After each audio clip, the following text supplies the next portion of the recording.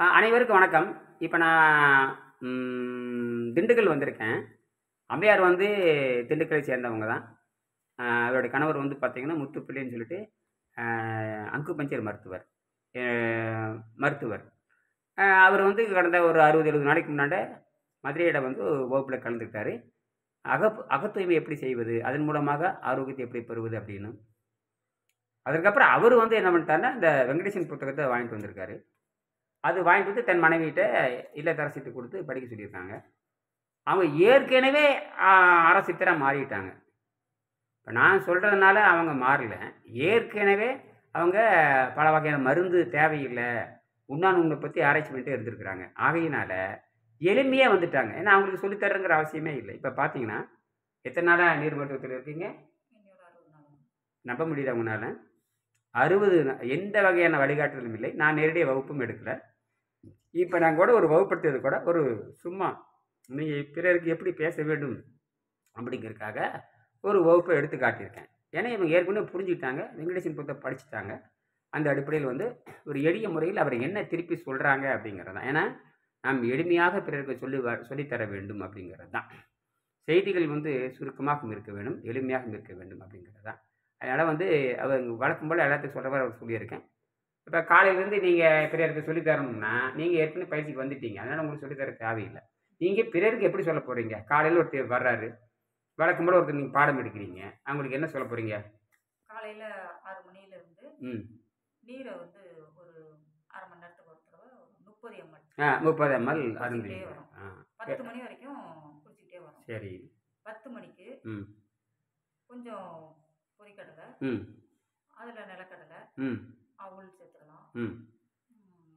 காரா பூந்தி, சரி. இல்ல மிக்சர் சரி. ஏதாவது சேர்த்து மொத்தத்துல வந்து 100 கிராம் இருக்கிற அளவுக்கு இருக்கலாம். அதுல 100 கிராம் பேரிச்சம்பழம், பேரிச்சம்பழம், சிறுக்கு கிஸ்மிஸ் பழம் ஆ. எல்லாத்தையும் சாப்பிட்டு ஒரு 100 சரி. கிராம் அளவுக்கு இருக்கலாம். சாப்பிட்டுக்கலாம். சரி. சாப்பிட்டுட்டு சாப்பிட்டுட்டு ஆ. அடுத்த அந்த 1/2 மணி நேரத்துக்கு பிறகுலேருந்து ம். தண்ணீரை தான் மருந்தா மருந்தா அருந்திட்டே வர்றீங்க. ஆ. 2 மணி வரைக்கும் தண்ணீரை மருந்தா அருந்திட்டே வரோம். ம். 2 மணிக்கு கொஞ்சம் ரைஸ், ம். அரிசி சாப்பாடு, ம். நிறைய காய்கறிகள், ம். கீரைகள் ம். நல்லா சாப்பிட்டுக்கலாம். பெனஞ்சு சாப்பிட்டு காய்கறி சோறு, அது கீரை சோறு அதில் மாரி ஒரு பெனஞ்சு சாப்பிட்டீங்க. அப்பளம் சுட்டுக்கிட்டு ம். கொஞ்சம் வேணா ஊறுகாய், ம். உங்களுக்கு டேஸ்ட்டுக்காக ஊறுகாய் வச்சு ம். சாப்பிட்டுக்கிட்டு ம்.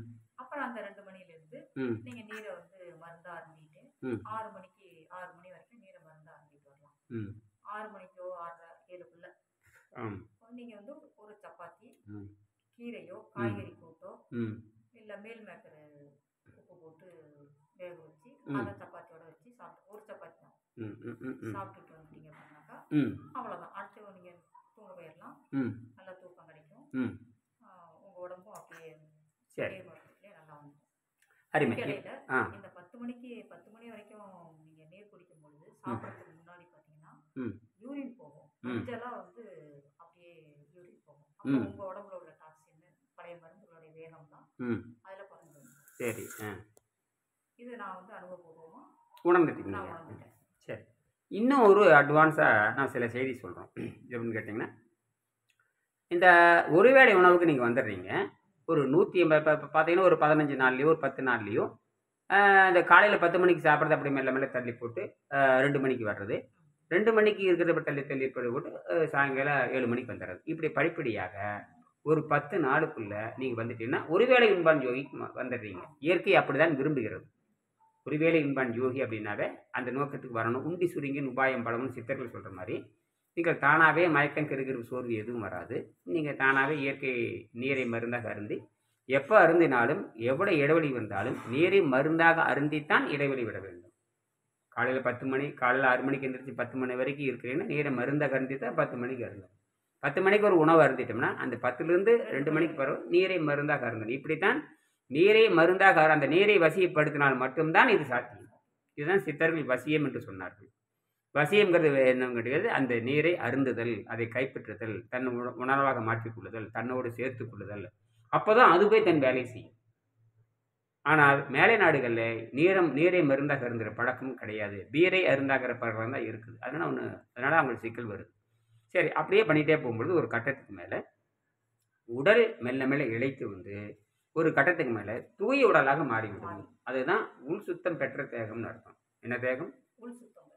எல்லாரும் பொதுவாக சுத்த தேகம்னு சொல்லுவாங்க. ஆனால் உள் கொஞ்சம் சுத்தம். உள் சுத்த தேகம்னு சொல்லி பழகினா நல்லாயிருக்கும். அந்த உள் சுத்த தேகத்தில் எந்த நோயும் இருக்காது. இது 180 நாளில் வர்றதுக்கு வாய்ப்புகள் இருக்குது.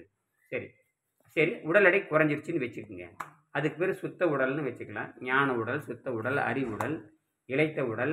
சுத்தம் செய்வதன் மூலமாக இளைத்த உடல்னு அர்த்தம்.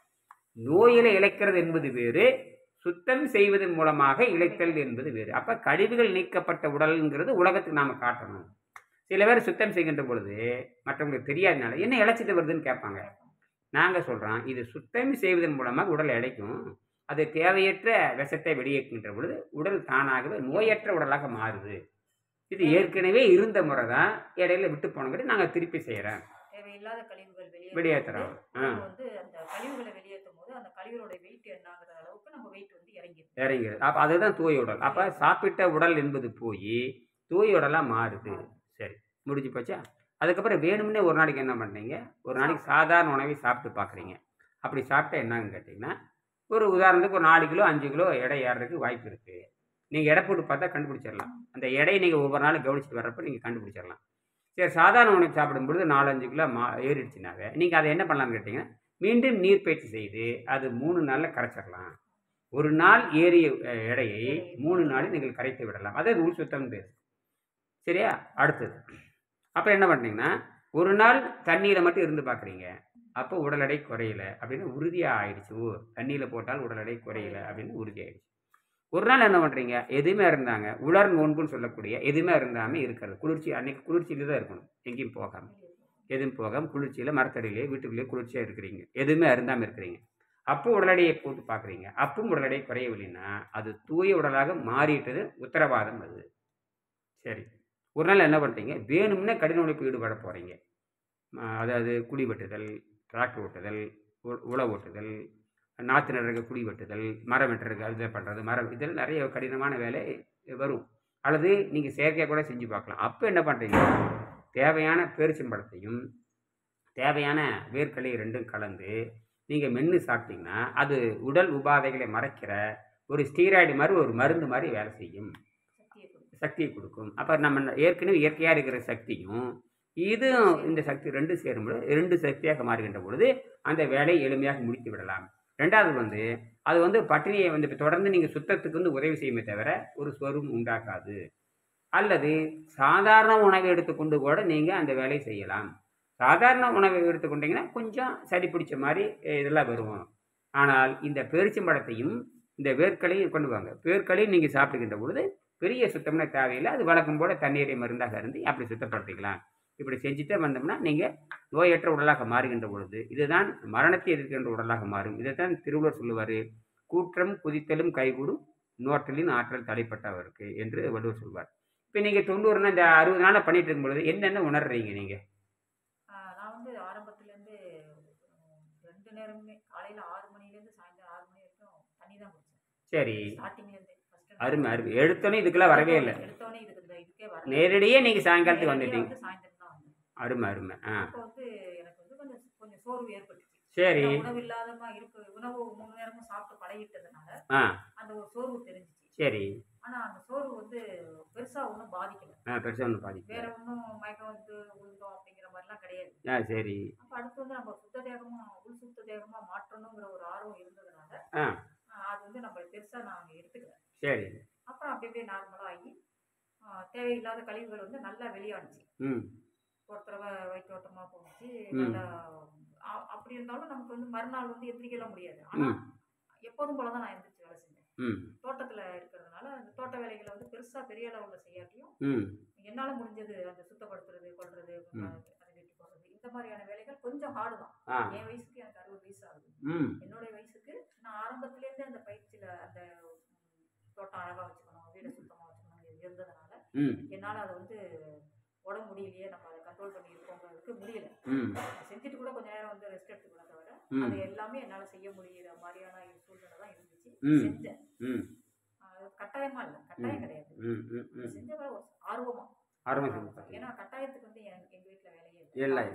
கட்டாயப்படுத்தி யாரும் வேலை செய்யறதுன்னு இல்லை. எனக்கும் கட்டாயமா செஞ்சாகணும், சம்பாதிக்கணுங்கிற அவசியமும் இல்லை. இல்லை இல்லை. அதனால நான் எல்லாத்தையுமே நல்லா செஞ்சேன். இப்ப நான் ரொம்ப நல்லா இருக்கேன். அருமை அருமை. அற்புதமான ஒரு கணவன் மனைவி சேர்ந்து உள் தூய்மை செய்கிறாங்க. இது நினச்சி கூட பார்க்க முடியாத ஒரு அபூர்வம். நான் கூட என் துணைவியாரை வந்து 25 வருஷமாக பேசி பார்க்குறா, ஒன்றுமே நடக்க மாட்டேங்குது. ஆனால் இவங்க அம்மா இதுதான் ஆச்சரியமான உண்மை. இப்போ நான் கூட காலையில் பேசினேன். என் துணைவியாருக்கு 25 வருஷம் சொல்லிட்டு இருக்கிறேன். அவங்களும் மாறேன் மாறேன்னு சொல்கிறாங்க தவிர இன்னும் சோத்து குண்டாலேருந்து வெளியே வரல. இவங்க பாருங்கள், ஏற்கனவே மருத்துவராக இருக்காங்க, இயற்கை மருத்துவராக இருக்காங்க, அக்குபஞ்சர் மருத்துவராக இருக்காங்க, பல வகையான மருத்துவம் தெரிஞ்சவங்காட்டி வர்ம கலைகள், மூச்சு பயிற்சி, தியானம் அது இது நிறைய தெரிஞ்சங்காட்டி உடலை பற்றி ஞானம் இருந்தங்காட்டி டக்குன்னு வந்துட்டாங்க. இந்த மாதிரி டக்குன்னு வர்றவங்களுக்கு சீக்கிரம் எல்லா விடையும் கிடைக்குது. அது அவங்க செய்த முயற்சி தான் ஆகும். தெய்வத்தால் ஆகாதெனினும் முயற்சி தன் மெய்வர்த்த குளிதரும் என்பதை போல் அவங்க செய்வாங்க. இதனுடைய எதிர்காலத்தில் திண்டுக்கல் பகுதியில் அவங்க வந்து ஒரு சிறந்த எடுத்துக்காட்டாக இருந்து உலகத்துக்கு நீங்கள் நல்ல வழி காட்ட வேண்டும் என்று இயற்கை நம்புகிறது. நானும் நம்புகிறோம். அப்படி செய்வீங்களா? நான் 30 வருஷமா வந்து எனக்கு இதில் வந்து ஒரு ஆர்வம். 30 வருஷம் திருமணம், எனக்கு 23 வயசுல திருமணம் ஆச்சு. 30 வயசுக்கு பிறகு அந்த குழந்தைகள்லாம் பிறந்த பிறகு அந்த ஒரு வழியில் நான் வந்துட்டேன். எனக்கு வந்து இன்னும் வந்து அந்த மக்களுக்கு கொண்டு சேர்க்கறது வந்து நமக்கு மட்டும் வச்சுக்காம வெளியில் கொண்டு போகணுங்கிற ஆர்வம் எனக்கு வந்து வேணும்னு சொல்லிட்டு நான் இறைய வேண்டிக்கிட்டேன். இறைவனை வேண்டி அது செஞ்சதுனால எனக்கு இன்னைக்கு ஒரு அருமையான ஒரு வழிகாட்டுதல்ல நான் செய்யறது சரிதான் அப்படிங்கிறதுக்கு ஒரு அதிகாரப்பூர்வமான ஒரு உணர்வை வந்து ஐயா கொடுத்துருக்காங்க. நல்லது செய்யறது சரிதான் அப்படிங்கிறதுக்கு ஒரு அங்கீகாரம் கொடுத்தாங்க. சரிதான், நாங்களாக தான் செஞ்சுட்டு வந்தோம், நீங்க செய்யறது கரெக்டு அப்படிங்கிற அங்கீகாரத்தை வந்து நான் ஐயா மூலமா ஐயன் ஐயா மூலமா நாங்கள் தெரிஞ்சு செய்யுங்க. உலகத்துக்கு நல்லது செய்யுங்க. இந்த புத்தகத்தை பரப்புங்க. நன்றி, வணக்கம்.